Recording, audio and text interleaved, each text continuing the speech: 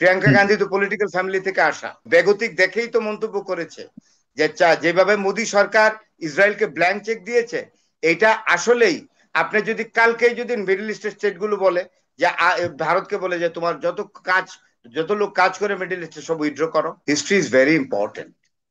তার নলেজ হিস্ট্রিতে না থাকলে সেই দোষ আমার না। যারা ইসরায়েল আজকে যারা সুপিরিয়রিটি দেখাচ্ছে, they have got the king sense of history. তা না হলে নেতানিয়াহু বলে কেন যে ইরান, যেটা কলিমুল্লাহ স্যার তথ্যটা দিলেন এটা সঠিক, ইরান এবং আমরা যারা ইহুদি আছি তারা একটা প্রাচীন জাতি, এটা তো সত্যি, কথা তো মিথ্যা না। তো এখানে ওই ডাক্তার সাহেব যিনি ইংল্যান্ড থেকে রিলেট করলেন, ওনার উদ্দেশ্যে বলি যে পাকিস্তান নামক রাষ্ট্রটি হলো ভারতের 8 ভাগের 1 ভাগ। অর্থাৎ পাকিস্তান ভারতের চেয়ে ভারত পাকিস্তানের চেয়ে 8 ভাগ বড়, অর্থাৎ 8 গুণ বড় একটি দেশ। তাইলে আপনি একটি দেখেন ওভার দ্য ইয়ার্স ভারত কিন্তু পাকিস্তানকে ফেস করার জন্য সবসময় তটস্থ থাকে।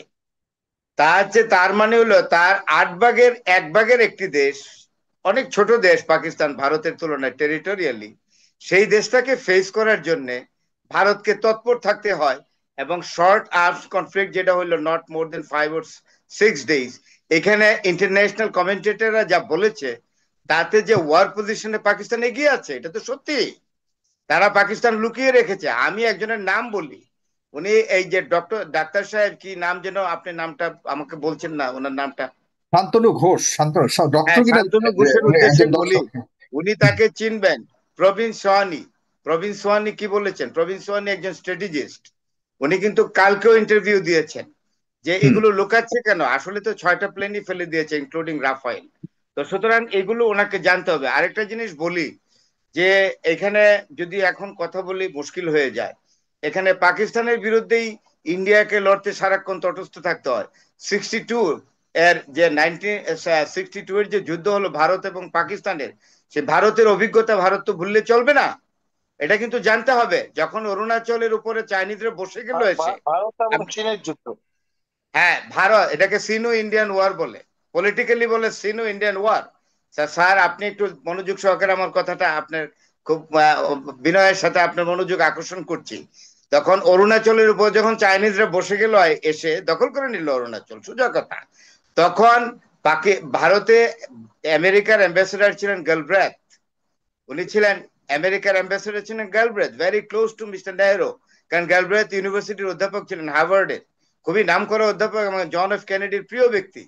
এবং নেহেরু গালব্রেথকে অনুরোধ করেছিলেন যে আপনি কেনেডিকে বলে একটু রিকোয়েস্ট করান ফিল্ড মার্শাল আইয়ুব খানকে, অর্থাৎ আইয়ুব খানকে অনুরোধ, একটা একটা অনুরোধ রাখেন আমার অনুরোধটা যেন পূর্ব পাকিস্তানের টেরিটরি খুলে দেওয়া হয়, যাতে আমার ভারতীয় সৈন্যরা গিয়ে অরুণাচলে গিয়ে চাইনিজ ট্রুপসকে ফেস করতে পারে। তখন আইয়ুব খানও কম জানু ছিল না, কিন্তু মিলিটারি ডিক্টেটর হলে কি, যেহেতু ডিফেন্সের লোক তো শার্প ছিল, বলে যে আমেরিকার সাথে তো আমাদের অ্যালায়েন্স আছে, তা আমাদের বর্ডার খুলে দেওয়ার দরকার নাই, আমেরিকাকে বলেন সরাসরি আসতে। আমেরিকা যদি সরাসরি সৈন্য পাঠায় ভারতের পক্ষে, তাহলে এমনিতে আমরা আমেরিকার পক্ষে একত্র হয়ে যুদ্ধ করব।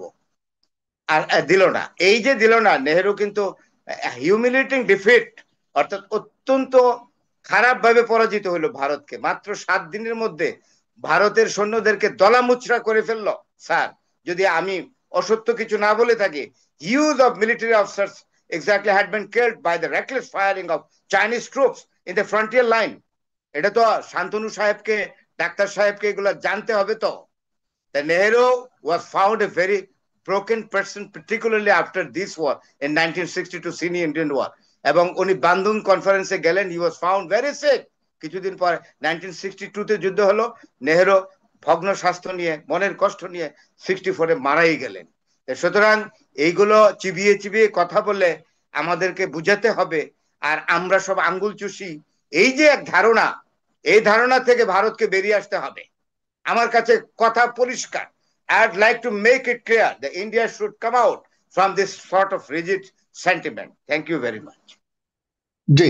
কিন্তু এখন আমরা তাহলে কোন দিকে যাচ্ছে সবকিছু মিলিয়ে এখানে অন্যান্য আরব বিষয়গুলির ভূমিকা কি থাকছে, এখানে শেষ কোনো আপনার আমি একটা কথা বলি, message আছে? আমেরিকা যখন দেখবে অবস্থা বেগতিক, হুম। আমেরিকা তার তেলের স্বার্থকে ক্ষুণ্ণ করবে না। আস্তেই করে এসে ইরানকে, উনি বললেন না যে হ্যাঁ হুম। এয়ারক্রাফট ক্যারিয়ার আসছে, তারা চাহার এয়ারপোর্টে চারবাহার এয়ারপোর্টের কাছাকাছি, সরি, সিপোর্টের কাছাকাছি বসাবে, সবই ঠিক আছে, কিন্তু আসলে কি আমেরিকা একটা ফায়ারও করবে না। তারা দিয়াগো গার্সিয়াকে ইকুইপড করতেছে, একটা ফায়ারও করবে না, কারণ তেল তো নষ্ট হয়ে যাবে। মিডল হুম। ইস্টে যদি এক্সক্লুসিভ ওয়ার হয়ে যায়, একদম লার্জ স্কেল আর্মস এসকালেশন হয়ে যায়, তাহলে ক্ষতি হবে তো আমেরিকার। আমেরিকা তো তেল নেই এখান থেকে, সুতরাং বলবে যে থেমে যাও। হুম। ঠিক আছে, একটা পর্যায়ে যদি আমেরিকা বলে যে পাকিস্তানকে তো শেষ পর্যন্ত অনুমতি না দিলেও তো পাকিস্তানকে বাধা দিয়ে রাখতে পারে না। ভুট্টো তো বলছিল যে নিউক্লিয়ার পাওয়ার তো করবোই, ঘাস খেয়ে করবো, ইরান তো করবেই। ইরান যদি না করে তাহলে এতদিন তার সাইন্টিস্টদেরকে এরকম খাটাচ্ছে কেন, 3,000 ফিট নিচে কেন তার আসল নিউক্লিয়ার এস্টাবলিশমেন্ট সেট আপ করছে বলেন তো? ইরান করবেই এটা, এবং শেষ পর্যন্ত আমেরিকাও মেনে নিবে। সবকিছু রয়ে যায়, সবকিছু সয়ে যায়, এটাই হলো কথা। এবং সুতরাং সেদিকেই ইতিহাস যাবে তাই বলেই মনে বলবে। করছেন, এবং পাকিস্তানও সেখানে বসে থাকবে না, ডেফিনেটলি পাকিস্তানের সহযোগিতা থাকবে বলে অনেকে মনে করেন। চায়না যে কত আরামে থাকবে সাগর ভাই জানেন না। হুম। এখন ভারতকে খেলতে হবে কার বিরুদ্ধে জানেন?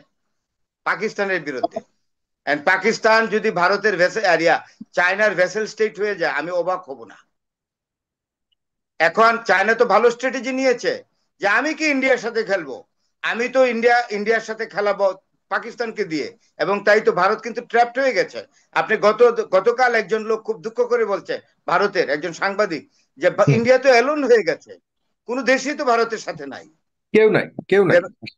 কেউ নাই। তাইলে India has become alone, exactly, ever seen. মানে আমার মনে হয় না যে ইন্ডিয়া আর কোনো কালে এরকম এই যুদ্ধে অ্যালোন ছিল। ভারতের অবস্থান কি, কোন ধরনের মুখ্য, আই মিন, সামনে এসে কথা বলবার কোনো অবস্থানে আছে তারা? আপনি বলেন, কংগ্রেস কিন্তু বুঝতে পেরেছে, যেহেতু প্রিয়াঙ্কা গান্ধী ডেসপারেটলি একটা কমেন্ট করছে। প্রিয়াঙ্কা হুম। গান্ধী তো পলিটিক্যাল ফ্যামিলি থেকে আসা, তার ব্লাডের মধ্যে কিন্তু পলিটিক্স। তার গ্রেট এক্স্যাক্টলি। গ্র্যান্ডফাদার পন্ডিত জওহরলাল নেহেরু, এই ভারতে আধুনিক ভারতের স্থপতি, তার ধমনীতে তো এই রক্ত আছে।